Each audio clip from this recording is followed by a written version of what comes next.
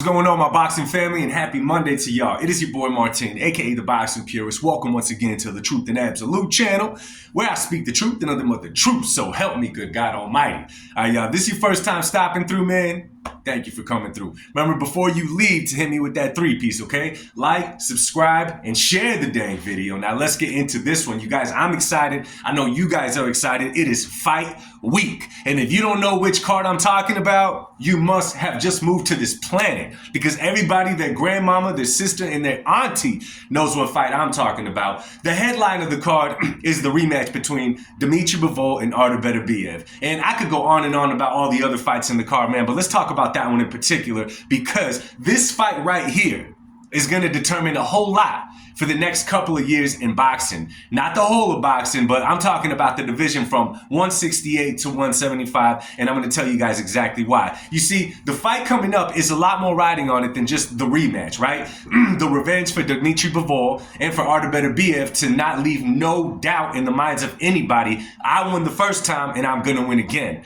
But there's a whole lot more riding on this fight here, okay? A couple of things. One, we know that David Benavidez just got a good win over David Morrell a few weeks ago, right? So right now he's waiting in line because he's up next. As of right now, he's the mandatory for whoever wins between Bivol and Beterbiev. He's obviously shown that he has more interest in fighting Bivol in order to beat Bivol to prove that he's better than Canelo. That's a good story for him, whatever, let's move on. Now, we also know that Canelo has recently signed a 4-fight deal with Riyadh Season and Turkish Al-Sheikh. Now, a lot of people are skeptical about the 4 fights, but as of right now, we only know that there's 2 in line and 1 dream fight for Canelo. The 2 fights being his fight coming up in May against William Skull, a fight not many are excited for, but guess what? I am. I'm getting more excited for it. I hope you guys are too. I think it's going to be a pretty good fight. I think William Skull is going to come to fight. He's going to make it an event if...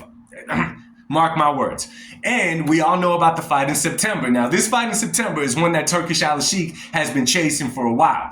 Actually, Turkish Al-Sheikh has probably wanted this fight more than Terence Crawford has wanted this fight. I think as the number grew that Turkish Al-Sheikh was offering Crawford to fight Canelo, the more the interest grew. Because once upon a time, it was not there. Okay? Now, you could go back and look the videos. Don't take my word for it. Don't shoot the messenger. The proof is all on YouTube, I'm sure. So those are the only 2 fights that are lined up. And we know Canelo Alvarez wants his rematch against Bivol, okay? He's been wanting that rematch. That's what he wants to happen. He made that vocal to Turkish Al-Sheikh by what Turkish Al-Sheikh is saying. He wants Bivol. Now, this is where things get shaken up a little bit.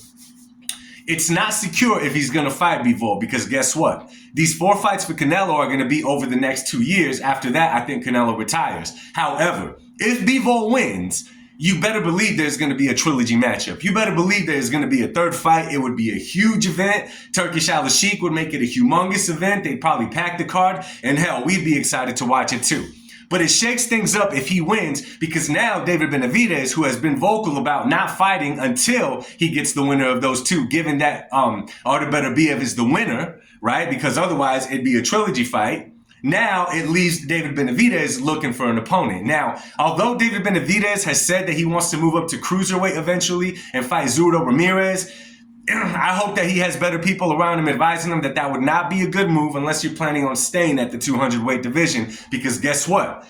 David has a problem keeping himself in shape in between fights, and hey, it's normal. Guess what? If I was a professional fighter, that would be my issue too. Have this much money, you better believe I'm going to be eating good. You know what I'm saying? I'm not hating on David because of that. It is what it is. But it leaves him looking for a fight. Now, if that is going to be prolonged as well, right, and Bivol wins and they do have a 3rd fight, it's also going to leave the mystery on who is Canelo going to face next May. Who is Canelo going to face next September? I'm telling y'all, the door's open, wide open. Let's say the Beterbiev wins and he closes that chapter with Bivol. Let's say it's done, it's over with, it's finalized, it's finished. He is the better man, no doubt, left in the fighting fan. Okay? Now the possibility is open. Now you do got Bivol open to maybe fighting Canelo come next May. Now you will get David Benavidez against David Benavidez against Beterbiev, okay? Because he's the mandatory. Now, with those 2 imperfect scenarios, given who wins each of those fights, also makes it for a huge event going next September. Now, this is why I say there's so much riding on this card, yo, and that's just talking about those weight classes. We know that Virgil Ortiz Jr. is about to get it in with Madrimov.